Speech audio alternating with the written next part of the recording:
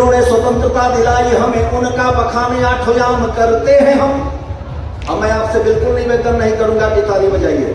अगर देशभक्त हैं, भारत से प्रेम करते हैं, आपका उद्देश्य मातृभूमि से जुड़ा हुआ है, तो कहने की आवश्यकता ही नहीं है। और अगर नहीं है तो मैं कह के कर भी क्या लूंगा, केवल हाथ का संकेत दूंगा, पंक्तियां पढ़ रहा हूं कि जिन धीर वीरों ने स्वतंत्रता दिलाई हमें, उनका बखाने आठोयाम करते हैं हम। ओजपूर्ण कविता पर कबीर रस घोल, जिसका प्रचार ग्राम ग्राम करते हैं हम। देश हित जिन ललनाओं ने सुहाग दिए, देश हित जिन ललनाओं ने सुहाग दिए, नित्य अविराम गुणगान करते हैं हम। और नेताजी सुभाष चंद्र शेखर भगत सिंह सकल शहीदों को प्रणाम करते हैं, सकल शहीदों को प्रणाम करते हैं हम। क्यों प्रणाम करते हैं? क्या ये प्रबंध थे? इनमें से कौन चारा खाया, कौन कोयला चबाया, कौन तारकोल किया? क्षमा कीजिएगा, नेताजी सुभाष चंद्र बोस ने कहा भाई तुम मुझे खून दो, मैं तुम्हें आजादी दूंगा। लेकिन आज कुछ नेता तो हमसे यही कहते हैं कि तुम हमें आजादी तो दो, खून तो मैं तुम्हारा धीरे धीरे ले ही लूंगा। मैं इस पावन मंच पे, हरिहर क्षेत्र के इस पावन मंच पे नेताजी सुभाष चंद्र बोस को बुलाता हूं। अगर नेताजी आपको दिख जाए तो उनका सम्मान कीजिएगा, अन्यथा शांत रहिएगा। कैसा नेतृत्व था, आज कोई किसी की बात नहीं मानता। आधे घंटे से हम कह रहे हैं, आप राजा भोज बने बैठे हैं, 25 गांव दे।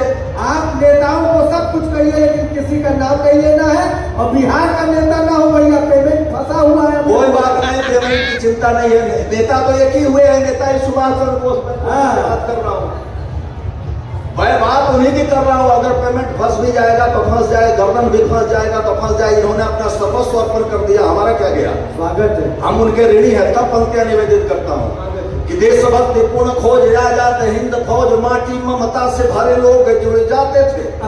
कौन बताएगा आने वाले बच्चों को? ये भूल जाएंगे बच्चे। किसका दायित्व, किसकी जिम्मेवारी है, किसका दायित्व बनता है? पंक्तियां निवेदित करता हूं कि देशभक्ति पूर्ण खोज आजाद हिंद फौज, माटी ममता से भरे लोग जुड़ जाते थे। ऐसा अनुशासन का पाठ सिखलाया गया, एक ही इशारे में जवान उड़ जाते थे, एक ही इशारे में जवान उड़ जाते थे। सूरवीरता के पर्याय थे सुभाष चंद्र, कुशल नेतृत्व का विरोधी गुण गाते थे। भय के प्रभाव से फिरंगियों के भाव घटे, बोस नाम सुनते ही होश उड़ जाते थे, बोस नाम सुनते ही होश उड़ जाते थे। गर्व होता है कि नहीं कि हम उनके वंशज हैं? एक चित्र और सौंपता हूं और फिर बताना चाहता हूं कि क्यों आवश्यक है। भगत सिंह, राजगुरु, सुखदेव एक साथ फांसी के फंदे को चूम लिए, हंसते हंसते फांसी के फंदे को चूम लिए। जिस दिन इन्हें फांसी होनी थी, ये सब तेल मालिश करके दंड बैठक लगा रहे थे। जल्लाद ने कहा कि आज शाम को तुम्हें फांसी दे दी जाएगी, अपने शरीर में मालिश क्यों कर रहा है? भगत सिंह, राजगुरु, सुखदेव ने हंसते हुए कहा कि तुम्हें क्या पता, तुम अंग्रेजों के दलाल हो, भाग जाओ यहां से, मैं नहीं बताता। उसने जब आग्रह किया तो इन्होंने कहा कि अरे मूर्ख, आज मुझे अपनी मां से मिलने जाना है उसके पास। जब मैं अपने भारत माता से मिलने जाऊं तो माता को ये न लगे कि हमारे बच्चे कमजोर होके आए हैं। प्रबुद्ध समाज यहां बैठा हुआ है, दायित्व तो बनता है कि नहीं? मेरा रंग दे बसंती चोला का गीत गाया, वो भी किसी के बेटे थे, किसी के पिता, किसी के पति बन सकते थे। पंक्तियां निवेदित करता हूं कि माता का दुलार ग्राम वासियों का छोड़ प्यार बेड़िया, गुलामी वाली काट में को ठाना था। माता का दुलार ग्राम वासियों का छोड़ प्यार बेड़िया, गुलामी वाली काट में को ठाना था। हौसले किए बुलंद धीरता के गा के छंद, लक्ष्य एकमात्र मां की अस्मिता बचाना था। रणभेरिता ने छेड़े दुष्ट आतताइयों को देश छोड़ भागने पे भी वश कराना था। शत्रुओं को अस्त व्यस्त त्रस्त कर देने वाला सूरमा भगत नाम दुनिया ने जाना था, सूरमा भगत नाम दुनिया ने जाना था। गर्व होना चाहिए कि नहीं? हमें गर्व होना चाहिए कि नहीं कि हम उनके वंशज हैं? एक चरित्र और सौंपता हूं प्रबुद्ध वर्ग के बीच। एक चित्र आपने देखा होगा, मूंछों पे ताव देता हुआ मौजर लिया हुआ एक क्रांतिकारी, जिसने कहा कि दुश्मन की गोलियों का हम सामना करेंगे, आजाद थे, आजाद हैं, आजाद रहेंगे। अगर चित्र आपके सामने आया हो तो बजा दीजिए। 4 पंक्तियां उनके सम्मान में भी पढ़ना चाहता हूं। उनके पिता के नाम सीताराम तिवारी और माता का नाम जगरानी था। मैं चंद्रशेखर आजाद की बात कर रहा हूं। अभी कुंभ में आप कुंभ मेला में दर्शन करने जाएं तो चंद्रशेखर आजाद पार्क में जाके उस क्रांतिवीर को भी प्रणाम करना न भूलिएगा, जिसने देश के लिए अपना सर्वस्व अर्पण कर दिया। कितना मुश्किल है कहना और करने में कितना अंतर होता होगा। जिनके हाथ ऐसे क्रांतिकारी थे, जिनके हाथ दीवालों पर रख कर कील ठोक दिए जाते थे, जिनके नंगे बदन पे कोड़े बरसाने के बाद नमक की बोरी उड़ेल दी जाती थी, जिन्हें जिंदा कोल्हू में डालकर पिसा जाता था, पट पट कर मूंगफली की तरह हड्डियां टूट रही होती थी, और हम एक एक कदम स्वतंत्र भारत की ओर बढ़ रहे होते। क्या बात है। तब पंक्ति निवेदित करता हूं कि माता जगरानी जी की कोख धन्य हो गई थी भारत, वसुंधरा पे चमका सितारा था, तेज पुंज लाल का जो देखा लाल लाल भाल, महाकाल शिव जी के नाम से पुकारा था, महाकाल शिव जी के नाम से पुकारा था।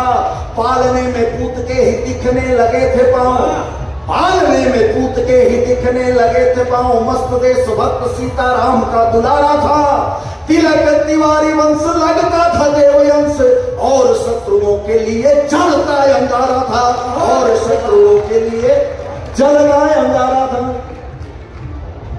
और आखिरी गोली स्वयं को मार के गिर जाता है। कभी एक चित्र बनाता है, मैं चित्र बना रहा हूं, चित्र के साथ यात्रा कीजिएगा कि मित्रों का विचित्र चित्र सामने, भले था मित्र कैसे हार मानता, पवित्र स्वाभिमानी था, अभिमन्यु जैसे चक्रव्यूह में फंसा था, किंतु माउजर रक्त वाली लिखता कहानी था, गोरे ताइयों के लाश पे गिरा के लाश हर हर बम बम बोला जय भवानी था, और एक ही बची थी शेष बोली वीर माकुरे की, मस्तक पे दागा बलिदानी हिंदुस्तानी था, मस्तक पे दागा बलिदानी हिंदुस्तानी था। गर्व होना चाहिए कि नहीं? हमें होना चाहिए ना। और एक क्यों आवश्यक है, क्यों चिखना चिल्लाना आवश्यक है? बहुत आरोप लगाते हैं लोग कि यार कभी आता है ना वीर रस के, कभी बड़े चीखते हैं, बड़े चिल्लाते हैं और पाकिस्तान के पीछे पड़ जाते हैं।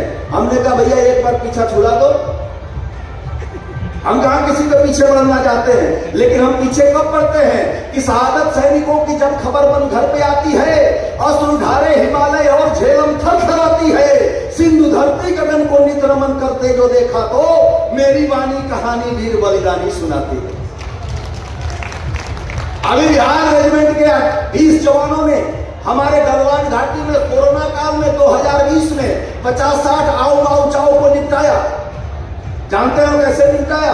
बिना शस्त्र के थे, वो बिहार के सैनिक थे, तालियां बजाइएगा, मैं आपको बताने जा रहा हूं कैसे निपटाया। वो क्या करते थे, 3-4 मिल के एक सैनिक को गुदगुदाते थे, और जब वो चाइनीज सैनिक हंसता था तो उसकी आंखें 3-4 इंच अंदर चली जाती थी, वो सूरदास बन जाता था, एक गर्दन मोड़ के खाई में फेंक देता था।